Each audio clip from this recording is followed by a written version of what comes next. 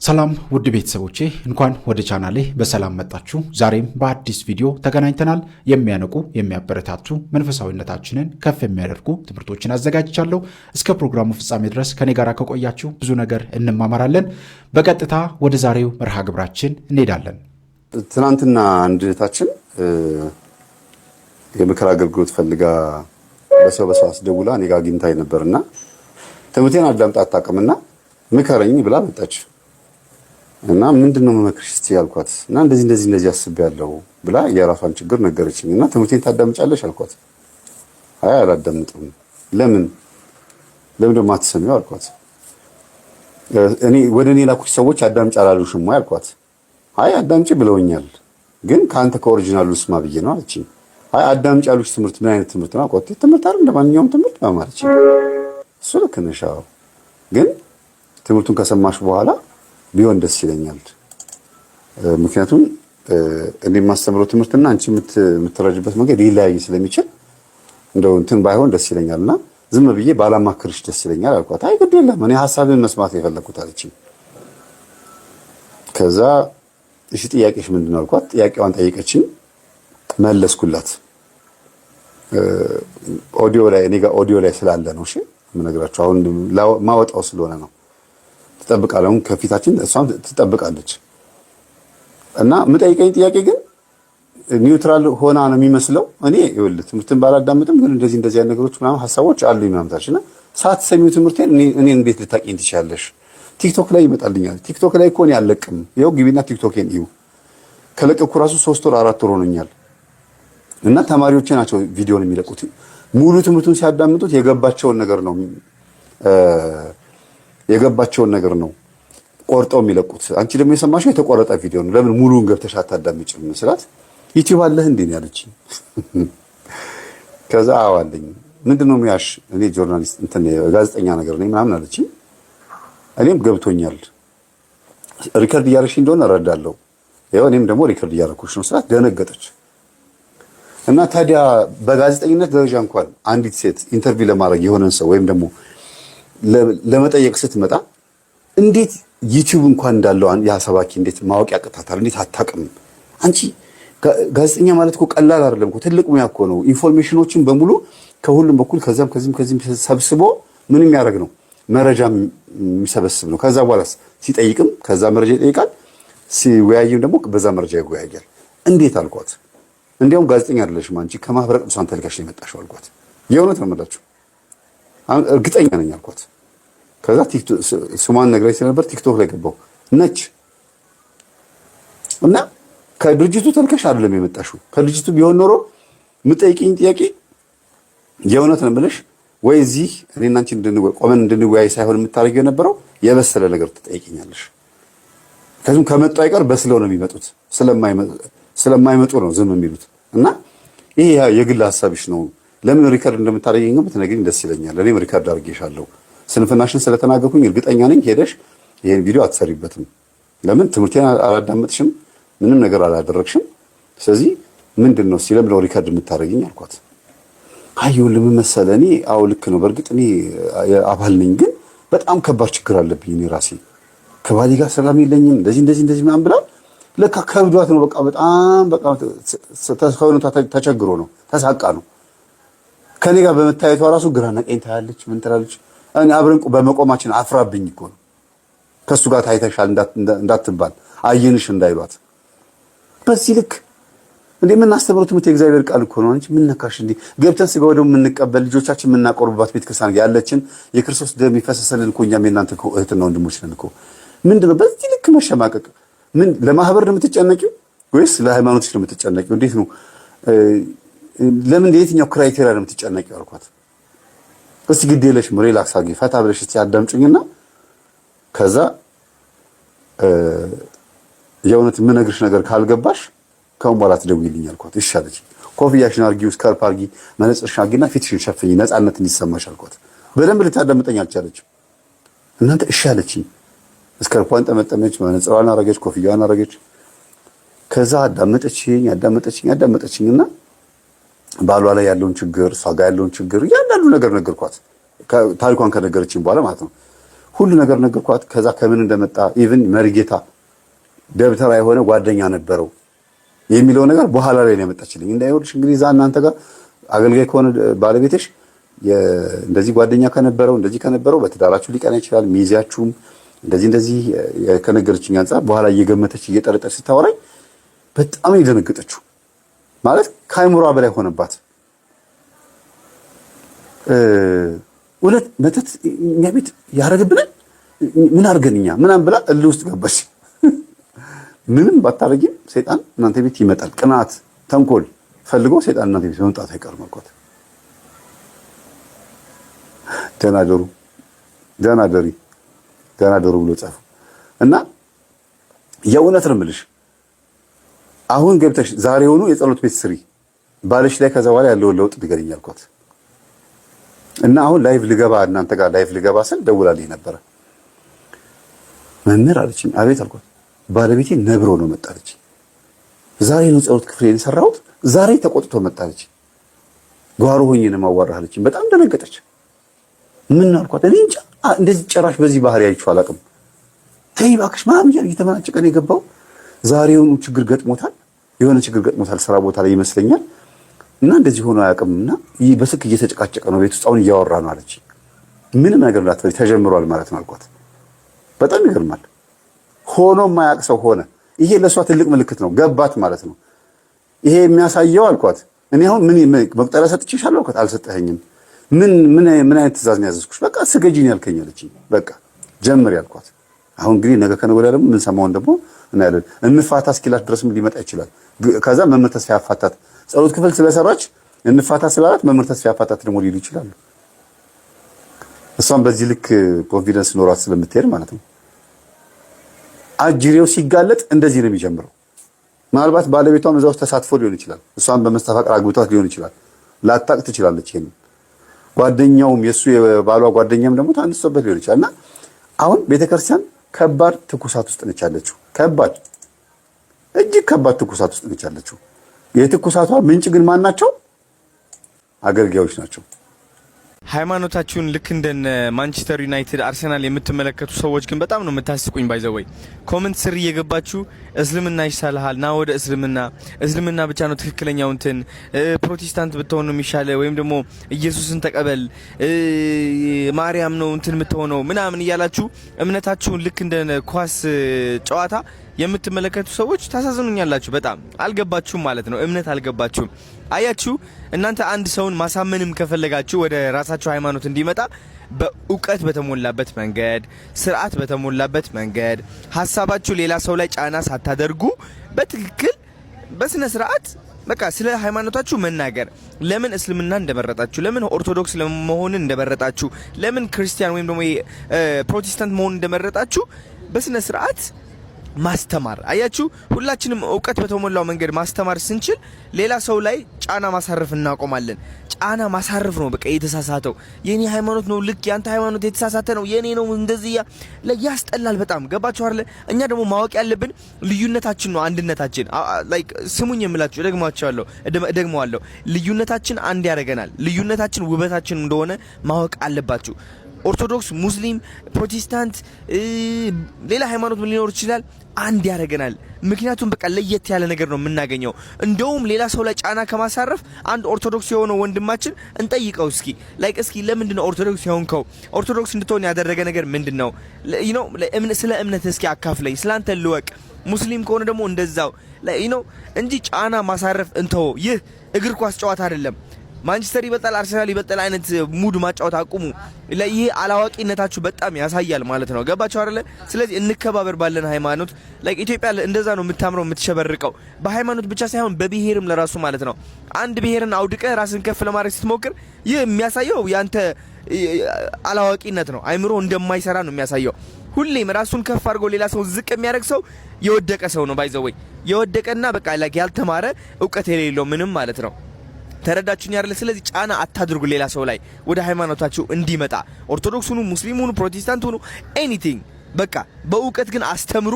ከዛ በኋላ የመጣ ይመጣል፣ ያልመጣ ደግሞ አይመጣም። ይህ ቀላል ነው።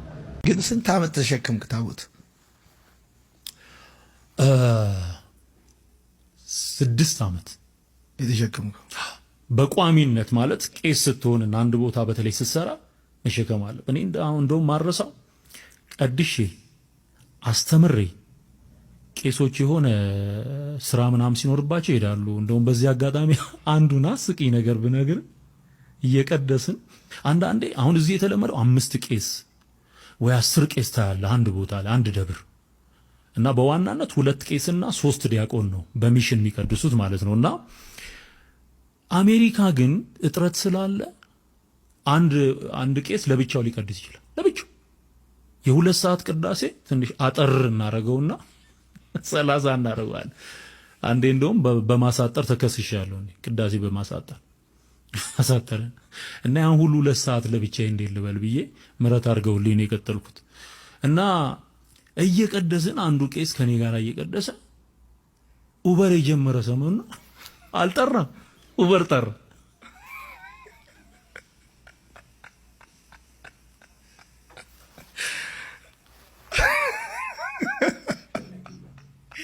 ማመን ነው የሚያቅት። እንግዲህ ሲሪየስ ነው የኦርቶዶክስ ስርዓት። ይቅርታ ብሎኛል ሄደን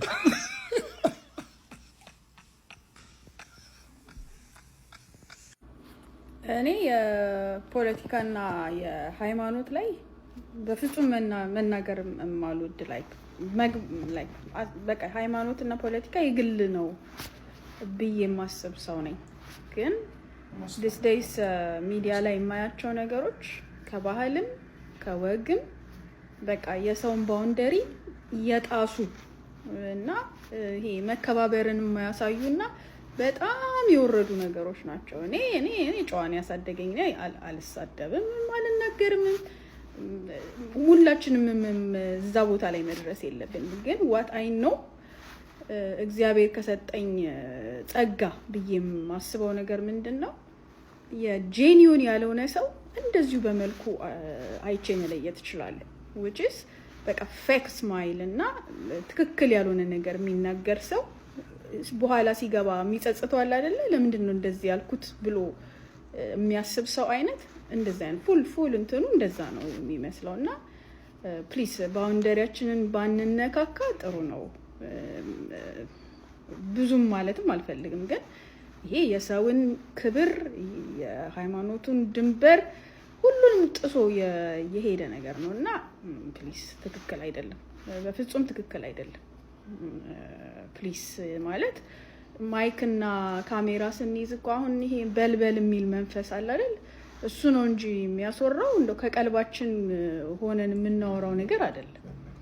እዚህ አሜሪካን ሀገር እዚህ አሌክዛንድሪያ እንኳን ስላሴ ቤተክርስቲያን ላይ እንዴት ደስ የሚሉ ልጆች አሉ። ካንተ እድሜ 3 እና 2 የሚያንሱ ልጆች እንዴት አድርገው እንደሚቀድሱ እኔ የምቀናባቸው መንፈሳዊ ቅናት የሚያድርብኝ ልጆቼ እንደነሱ በሆኑ ብዬ የምቀናባቸው ልጆች አሉ። እና ስርዓቱን ዶግማውን ሁሉን ነገር ይዘው የሚያደርጉ ማለት ነው። እና አንተ በገለጽከው መልኩ ሊነሳ የሚችል ነገር አይደለም። እና አንዳንዴ ስንናገር እያሰብን ቢሆን ጥሩ ነው። እና የሰው ድንበር ባውንደሪ ባንነካ ጥሩ ነው። ፕሊስ ጋይስ እረፉ። እውነት ዘካርያስ ዘመን ህዝቡን እንዲጸልዩ ዘካርያስ ብዙ ታግሏል ማለት ነው። የጸሎት ሰው እንዲሆኑ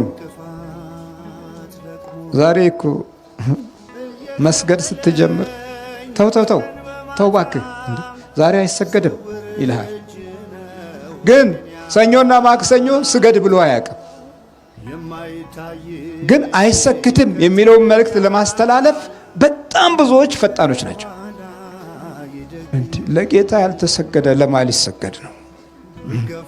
ለአምላክህ ያልተንበረከክ መቼ ልትንበረከክ ነው? የአምልኮቱን ስግደትና የንስሐውን ስግደት እንኳን ለይተን ባለማወቃችን ምክንያት ዛሬ ክፉ መናፍስት ክርስትናችንን ተለማምዶ እኔ ክርስቲያን ነኝ ይላል። የእስላሙም እኔ የእስላም ሰይጣን ነኝ ይላል። እንግዲህ የክርስቲያን ሰይጣን የእስላም ሰይጣን አስበው። ሁሉም ሰይጣን አንድ ነው። ሰይጣን ሰይጣን ነው። ግን የክርስቲያን ሰይጣን ነኝ ይላል። የክርስቲያን ቡዳ ነኝ ይላል። የእስላም ቡዳ ነኝ ይላል። በእምነት ውስጥ ያሉ ያኗኗርና ያካሄድ ባህሪዎቻችንን መናፍስት ተለማምዶት ስር ሰዶ ለዘመናት ባህሪያችንና ጠባያችን ሆኗል። አንዳንዴ ማንን አገልግለን እንደምንመለስም ግራ የሚያጋባ ነው። ስለዚህ ህዝቡ ይጸልይ ነበር። የጌታ መልአክ በዕጣኑ መሠዊያ ቀኝ ቆሞ ታየው። ይሄ ነው ታየው። ከሰማይ የመጣ ነው የታየው።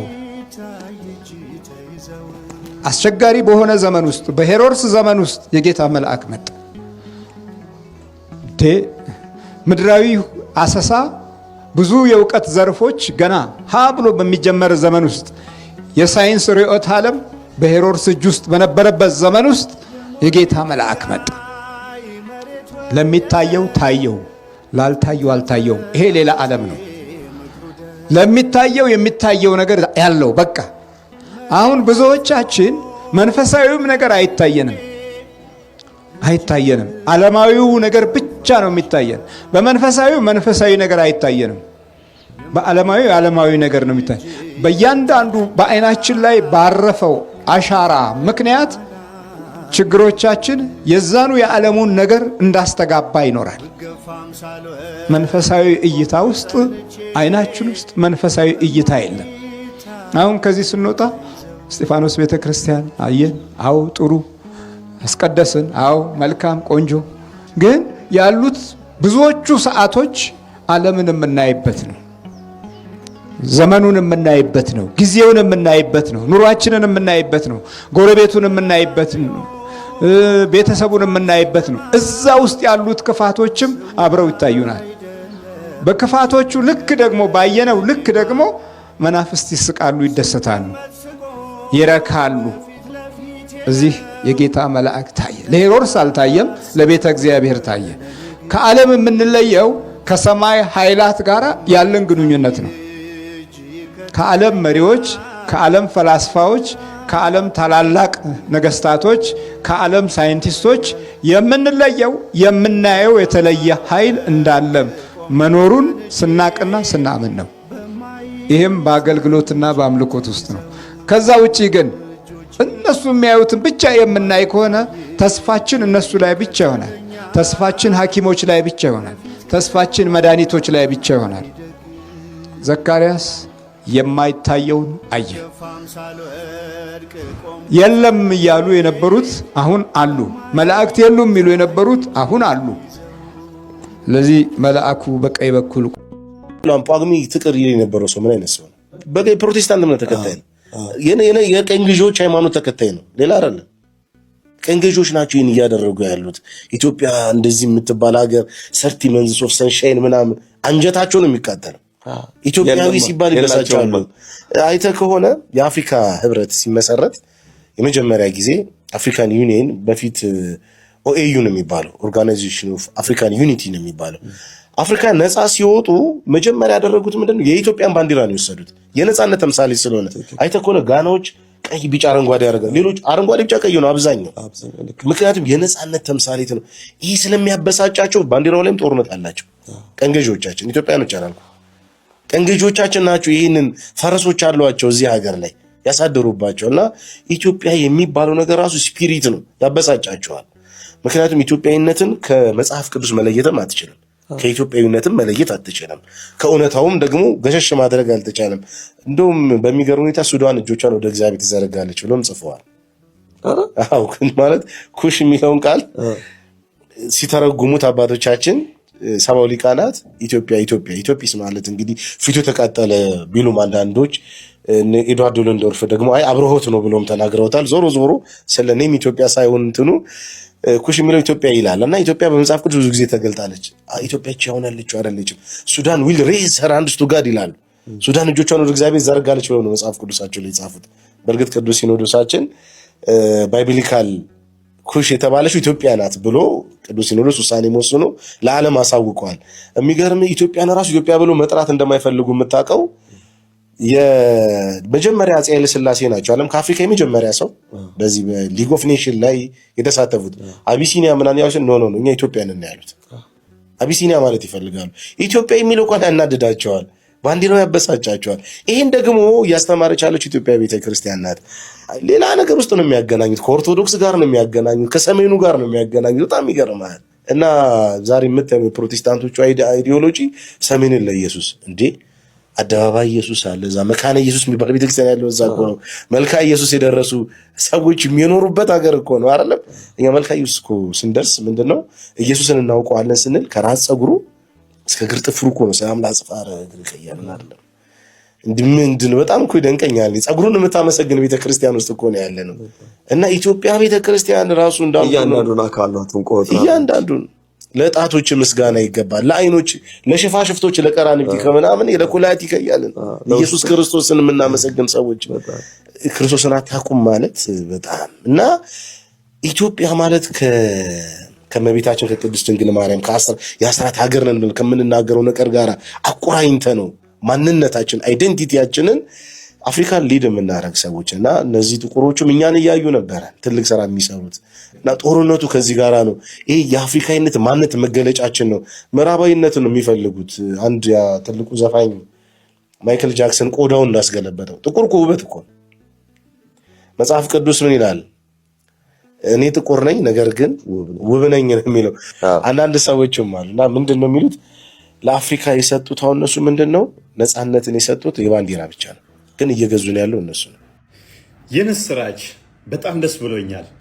በእኔ አምናችሁብኝ እንደማልዋሽ ተማመናችሁብኝ። እነሆ በመጨረሻ ላይ መጅልሱ እንኳን ሳይቀር እኛ ያልናትን አመነ መግለጫ ማወጣ። ተረጉምላችኋለሁኝ፣ አድምጡት። ፋትዋን ሩንፋዳን ጎዳምት ዳባችሁ ቀብድ አመራ ቀብ ነሙ ሚዲያ ቢታቴ ሙኑማ ቀቡን ከሰንዳብ ሞቱ ሞባይል አፉንድረ ኡፊ ካሄ ፈትዋ ዲዱመት ደርቤ አቺ ዱይደ ዱበን ኡመተ ከን አዳን ደርቡፍ ያኡ ዳባቱ ቀብድ ፈትዋ ጀማዒቱ ጅራ ዑለማኢ ጉርጉዶቱ ጅራ ዑለማኢን ወልጌቴ መሪአቴ መስአላ ብየ ኬሰ ጅርቱ ኬሰቱ መስአላ ናዚላ ጀአምቱ irran mari'atanii afaan tokkoon fatwaa godhuun ni jiraata. Khilaafan kaaftu isin. Achi booda akkuma isaa dhufteen ana malee humuun jiru kan jedhu rabbi fuula dura isaa qabee yookaan shayxaanni jechuu dandahama. Fatwaa diidarratti darbatu dhaabatuu qabdi jedheetiin yaada. Yoo dhaabbatuu baatte biyyattiin seeran bulti. qaamni kumuyyuu seeran ala ta'uu hin danda'u. Majlisni dhaabbate ka isin argitan kun daciiftichi isin gartan kun nuhiitu daciifa malee majlisni daciifaa miti amma. Labsiidhaan dhaabbate hangoo ministeerri tokko qabu qaba yookaan sanii ol qaba. Kanaaf egaa gorsa bira qaama tare ሴራን ሰጋፋቹን ከነ ካን ኦለ ተው አስማኑ ወጭ መልካም እንግዲህ መግለጫውን እንደሰማችሁት ነው። መግለጫው ምንድነው እሱ የሚለው በአስቸኳይ ንጽጽር መሰሩ ፈትዋ መሰጡ አቁሙ። ምክንያቱም ከዋናው አስተምሮ የተለየ የሐሰት ፈትዋ እየሰጣችሁ ነው። ደጋግመን እኛ ምን ብለናችሁ ነበረ? ቲክቶክ ላይ ያሉት ኡስታዞች ውሸታም ናቸው። መሬት ካለው ኡስታዞች ጋር የተለያየ አስተምረው እያስተማሩ ነው። ደጋግመን ነግረናችሁ ነበረ። አንደኛው ሌላ ይላል፣ ሌላኛው ሌላ ይላል፣ ሌላኛው ሌላ ይላል። ለማሸነፍ ብቻ እኛን ሲሉ ቁርአናቸውን ይክዳሉ፣ ሐዲሳቸውን ዳኢፍ ያደርጋሉ። ሰሂህ የሆነውን ሐዲስ ማለት ነው። ትልልቅ በቴሌቪዥን ላይ ፈትዋ የሚሰጡ ኡስታዞች የተናገሩትን ቲክቶክ ላይ ያሉት ኡስታዞች ይክዱታል። አሁን የወጣው መግለጫ ግን በአስቸኳይ ማታቆሙ ከሆነ በህግ እንጠይቃችኋለን። ምክንያቱም እየተከፋፈልን ነው። በአስተምሮት ምክንያት እየተበታተንን ነው። አንደኛው የሚሰጠው ፈትዋ ሌላ ነው፣ ሌላኛው የሚሰጠው ሌላ ነው። ስለዚህ አስተምሮታችን አደጋ ውስጥ ገብቷል። በአስቸኳይ ማታቆሙ ከሆነ በህግ እንጠይቃለን።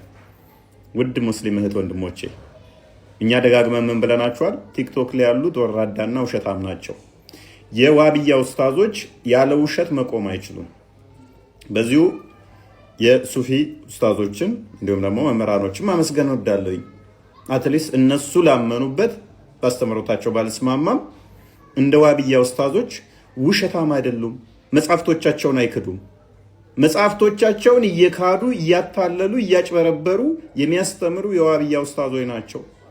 ትልልቆቹ ኡስታዞች ሲያምኑ፣ ትንንሾቹ ቲክቶክ ላይ ያሉት ደግሞ ሰዎችን ብሬን ለመቆጣጠር ሲሉ ይዋሻሉ፣ ያጭበረበራሉ፣ ያታልላሉ።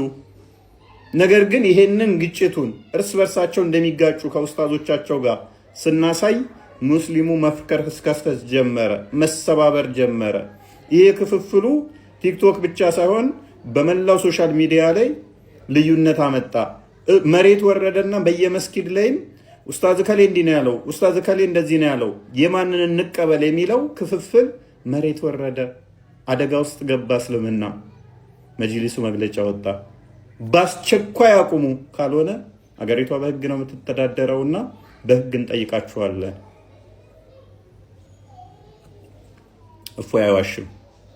ኦልዌይስ ቲክቶክ ላይ ያሉ ኡስታዞች ቀጣፊ ናቸው። ለራሳቸው ሃይማኖት ላይ እንዲህ የሚዋሹና እንዲህ መግለጫ የሚወጣባቸው ከሆነ የእኛም መጽሐፍ ላይማ ምን ያህል ሊዋሹ እንደሚችሉ ሙስሊም እህት ወንድሞቼ አይምራችሁን ተጠቀሙና ትንሽዬ እስቲ አገናዝቡ። ያኔ እኛ ያልነው እውነት መሆኑ ይገባችኋል። እኛ እናንተ አስተምሮ ላይ የቀጠፍነው የዋሸነው ካለ በመረጃ አምጡና ሞግቱን። ቸር ቆዩኝ። ላስተማሩን፣ ለመከሩን፣ ለገሰጹን በእውነት እግዚአብሔር አምላካችን ረጅም ዕድሜን ያድልልን። እኛም ደግሞ በሰማነው ቃል እግዚአብሔር ትምህርት የምንለወጥ የምንቀየር እንድንሆን እግዚአብሔር አምላካችን ሁላችንንም ያግዘን። በዛሬው ቆይታችን እንግዲህ ውድ ቤተሰቦቼ እነዚህንና መሰል ጉዳዮችን ለመዳሰስ ለማየት ሞክረናል።